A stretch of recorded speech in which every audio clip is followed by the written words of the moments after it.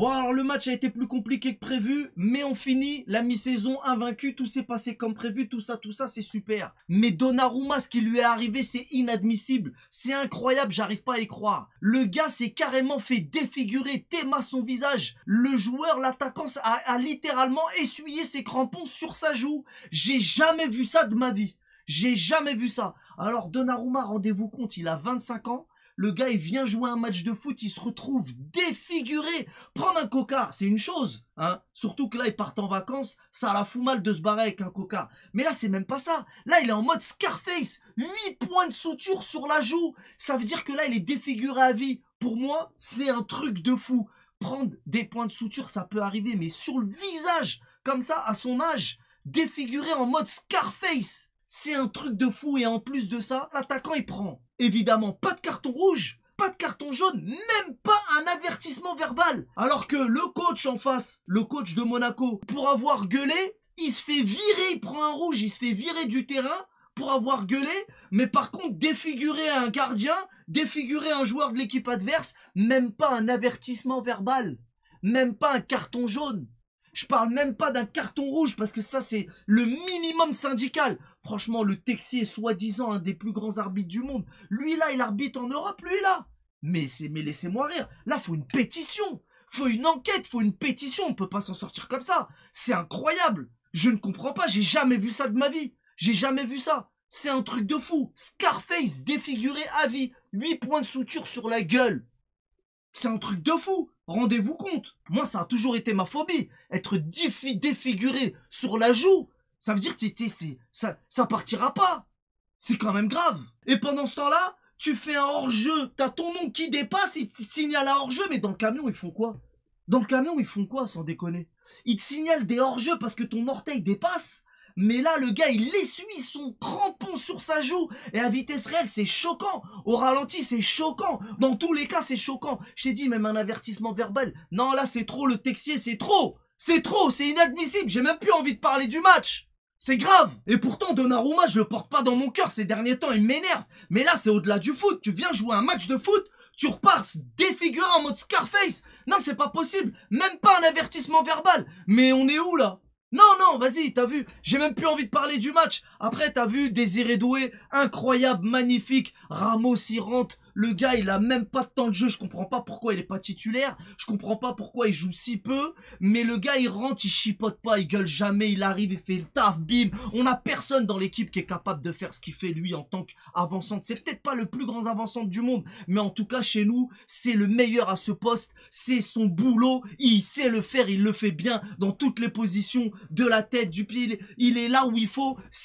Ramos, c'est franchement... Félicitations, je peux que applaudir le comportement, le joueur magnifique, heureusement qu'il est là et je suis bien content qu'il revienne. Dembélé, je suis surpris, agréablement surpris, Dembélé qui met des buts compliqués alors que des fois, c'est à n'y rien comprendre, mais en tout cas, on va pas se plaindre. Dembélé, magnifique ce qu'il a fait ce soir. Toute l'équipe, globalement, moi, franchement, voilà, ça se termine de la meilleure des façons. On a vécu un début de saison compliqué, mais ça se termine bien. Mais honnêtement, j'ai pas trop envie de parler de ça, tellement c'est n'importe quoi ce qu'on a vu ce soir. Je t'ai dit, c'est la première fois que je vois ça. J'ai pas trop envie de parler du match, mais évidemment, on est content. On est content, ça a été compliqué. D'ailleurs, on va retrouver Monaco pour le Trophée des Champions le 5 janvier. Et pour ceux qui ne le savaient pas, on a joué ce match en avance, c'est pas un match en retard, c'est un match en avance pour anticiper le Trophée des Champions qui aura lieu le 5 janvier. Parce que quand la Liga reprendra, eh ben nous on va jouer avant pour le Trophée des Champions. Du coup ils anticipent de cette façon-là. Bref, t'as compris.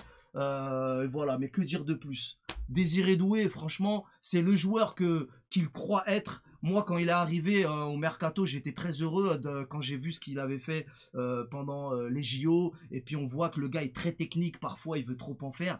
Mais j'étais déçu. Ah, j'étais sur le point de descendre du bus, moi. J'étais déçu une fois, deux fois, trois fois. J'étais dans les marches du bus. J'étais en train de descendre les escaliers. J'allais descendre et bim. Ah bon, Désiré Doué. Ah oui. Non, le gars finalement remonté dans mon estime. C'est ce que j'attendais de lui. C'est ce que j'attendais de lui. C'est vrai qu'il commençait à m'inquiéter. Après, il y a Barcola en ce moment. Ah, Barcola, c'est pas grave. Ça peut arriver. Là, ça va être les vacances. J'ose espérer qu'il va se ressaisir. C'est vrai que Barcola, il est un petit peu en dessous ces derniers temps. Mais c'est pas grave. Ça va revenir quand comme je viens de le dire, c'est les vacances. En tout cas, cette mi-saison se termine de la meilleure, d'une bonne façon. Après, en Ligue des Champions, c'est vrai que c'est compliqué, mais bon, on termine sur une bonne note quand même. Tout est encore possible.